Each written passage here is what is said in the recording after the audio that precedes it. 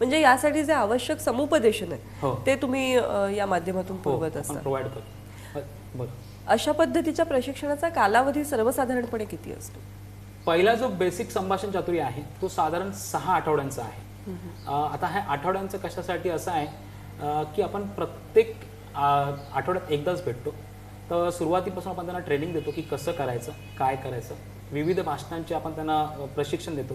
त्याच्यामध्ये सर्वात प्रथम येतं की पायावर उभं राहून बोलायचं कसं. दुसरं म्हणजे जसं तू मगाशी सांगितलं असं की शब्दांचा वापर कसा पाहिजे, बॉडी लँग्वेज कसं पाहिजे.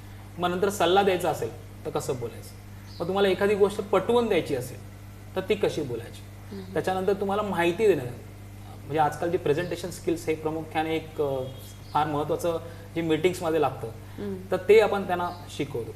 त्याच्यानंतर डिबेट म्हणजे वादविवाद तुम्ही कशा प्रकारे करायचे. त्याच्यानंतर तुम्हाला कॉन्फरन्स भरवायची असेल तर कॉन्फरन्समध्ये तुम्हाला बोलायचं असेल तर तिथे कसं बोलायचं. कारण बऱ्याच ठिकाणी सोसायटीचे मीटिंग असतात किंवा मंडळाचे मीटिंग असतात.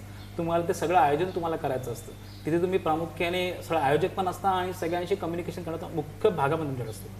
त्याच्यानंतर सर्वात महत्त्वाचं म्हणजे अनेक लोक आहेत ज्यांना या क्षेत्रामध्ये करिअर करायचं आहे, ते म्हणजे सूत्रसंचालक या नात्याने. तर तिथे देखील आपण त्या प्रकारचं देखील आपण ट्रेनिंग देतो. असं बऱ्याच गोष्टी आपण शिकवतो. साधारण 6 आठवडे एक बेसिक कोर्स आहे हा, म्हणजे ज्यांना भीती वाटते त्यांच्यासाठी प्रामुख्याने. आणि बाकी इतर जे कोर्सेस आहेत त्याचा वेगवेगळा पिरियड आहे.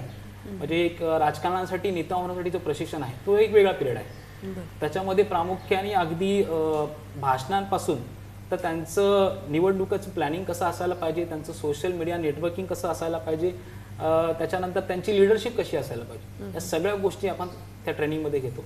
तर प्रत्येक कोर्स हा वेगवेगळा पिरियड असतो. बरं.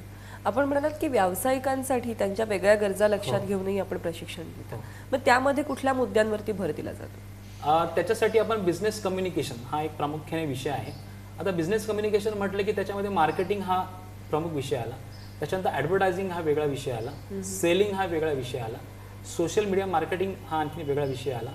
त्याच्यानंतर लिडरशिप, कारण तुम्ही बिझनेसमध्ये आहात तर तुम्हाला डेफिनेटली तुमच्या सहकाऱ्यांकडून काम करून घ्यायचं असतं. तिकडे एक वेगळ्या प्रकारचे निर्णय तुम्हाला घ्यायचे असतात.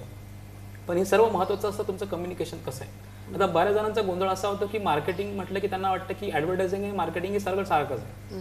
ॲडव्हर्टायझिंग हा टोटल वेगळा भाग आहे, मार्केटिंग हा टोटल वेगळा भाग आहे, सेलिंग हा टोटल आणखीन वेगळा भाग आहे. ओके. तर ह्या प्रत्येक विषयाला आपण तिकडे हात घालतो आणि त्यांना त्या प्रकारच्या गोष्टींची जाणीव करून देतो. म्हणजे मी असं म्हणेन की त्यांच्याकडे मुळात ते असतं पण कुठेतरी काहीतरी चुकत असतं. आपण त्याची जाणीव करून घेतो आणि त्यांना एक नवीन पद्धत देतो की ह्या प्रकारे तुम्ही जर केलं तर तुमच्या ह्या कम्युनिकेशनमध्ये तुम्हाला त्याचा उपयोग